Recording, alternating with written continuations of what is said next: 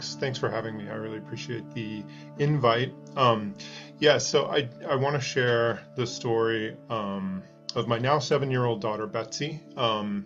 So at the time she was 6 years old in February of 2024, we started seeing a lot of the kinds of things that I'm sure this community is aware of. Symptoms like isolated vomiting, extreme lethargy, clumsiness, lack of balance, falling, pretty acute behavioral swings. The kinds of things that are definite symptoms in hindsight, but are really difficult to parse out from just a normal 6-year-old's behavior, right? Two of those symptoms in particular, though, were really kind of alarming for us. She was having a lot of headaches, but I remember thinking it was very odd. She wouldn't say she had a headache. She said that her forehead hurt. Um, and then probably the most concerning was that her right eye very suddenly and very visibly started to point inward toward her nose. At this point, I didn't think much of it. I just thought I wear corrective lenses, so I thought maybe she just needs glasses. My wife got very concerned, took her to her pediatrician in Sacramento, which, by the way, we're living in Sonora now, but we had moved to Sonora, California for my job at the college here right after I had finished living in Sacramento to finish my doctorate at UC Davis. And we had yet to switch to a local doctor. Sacramento is the largest city close to us, and it's about 2 hours away. Very, very thankfully, her pediatrician was extremely concerned, and my daughter went to an emergency room for a CAT scan. That didn't look good, and then my daughter was taken to the Bay Area for an MRI, and then was in surgery the very next day to remove a plum-sized tumor from her right frontal lobe. We were super duper frightened, that she would wake up without any of her faculties, memories, etc.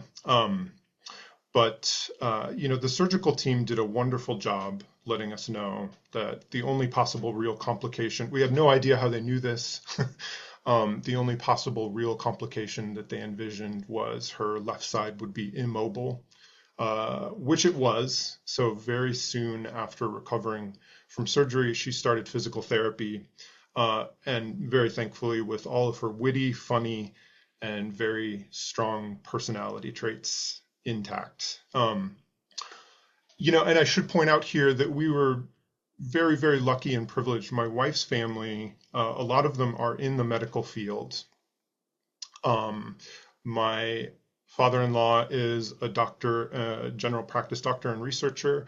My mother-in-law is a retired midwife. My sister-in-law is a practicing pediatric nurse practitioner. My sister-in-law, especially, she took off work. She took a leave of absence from work to help us navigate this thing. And as you mentioned, I'm a professor. I have a PhD. My wife is a professor and has a PhD. Even with all of this and all of my wife's family, no one seemed to know what was going on. And we often felt that our questions or concerns were going unaddressed. Look, I get it. I've been around hospitals a lot now, and I know that they're just like anything else. Communication can be very difficult. One funny side story is that when morning rounds were happening, I would introduce myself as Dr. Godsil.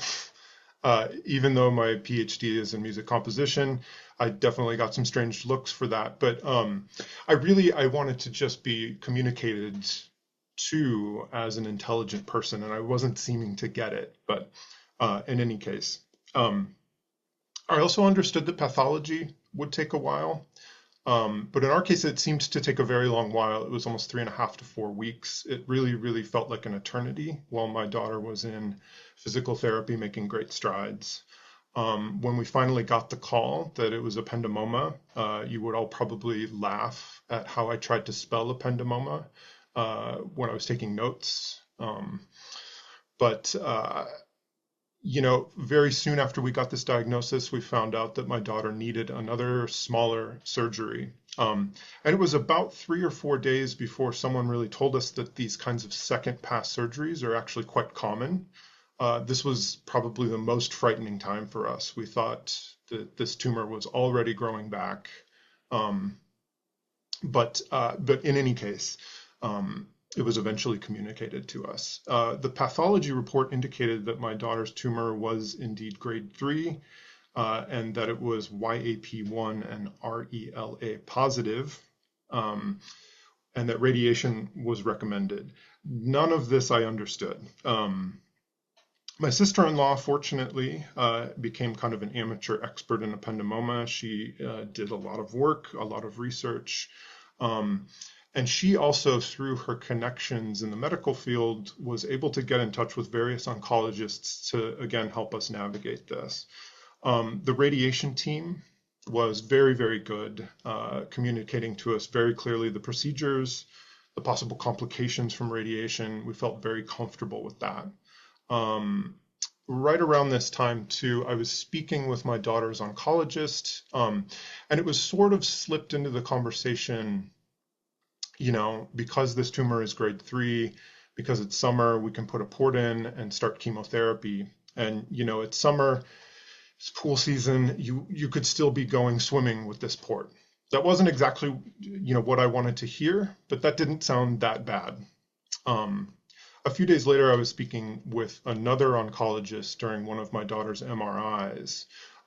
They had seen the prescribed chemo regimen, and they told me, you're not going to any pools. In fact, for the duration of this regimen, you're going to have to move within quick driving distance of a hospital that knows how to deal with the inevitable complications that are going to arise from this. At this point, we had not lived at home for almost 3 months. In any case, we started to do even more digging around. We found especially encouraging some resources that we found through CERN. One video, I'm not entirely sure where I saw this, but it was a video with Dr. Nicholas Foreman mentioning that it's a priority of his, for instance, to keep a patient's fertility intact in case they want to start a family on their own someday.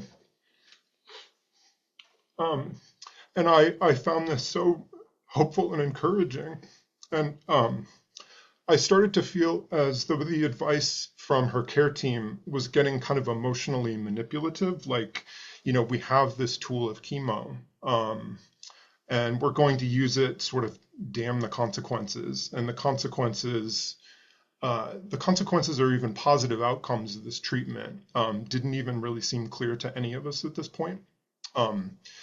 And I have to say, our second opinion was not super official. It was maybe not done through official channels, I suppose, but frankly, we didn't care. The whole second opinion thing was rather confusing, which is one of the reasons why I really enjoy having CERN as a resource. And we really felt that time was of the essence. There were certainly some ruffled feathers, but I felt, say in my line of work, if I ruffle feathers by writing research about Beethoven's late string quartets or something, who cares? But for this was my daughter's life. So I'm happy to report that we're almost a year out of my daughter's radiation treatments, and she is absolutely thriving. She just finished first grade with flying colors. We've moved to a new care team at UCSF, and it's been really wonderful.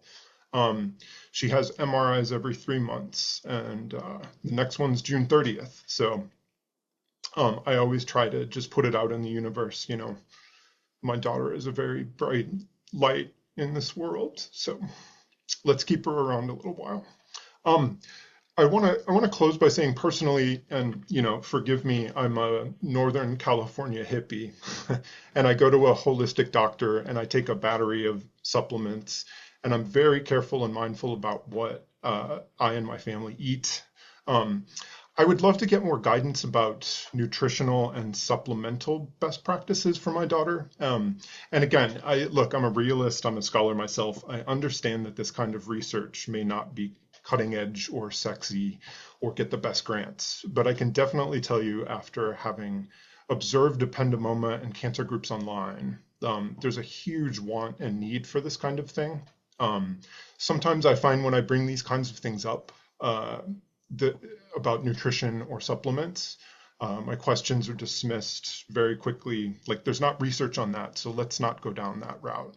I personally think that myself and many others don't just want that kind of treatment immediately off the table, along with all of the more cutting edge treatments. So anyway, thank you all so much for letting me tell my story.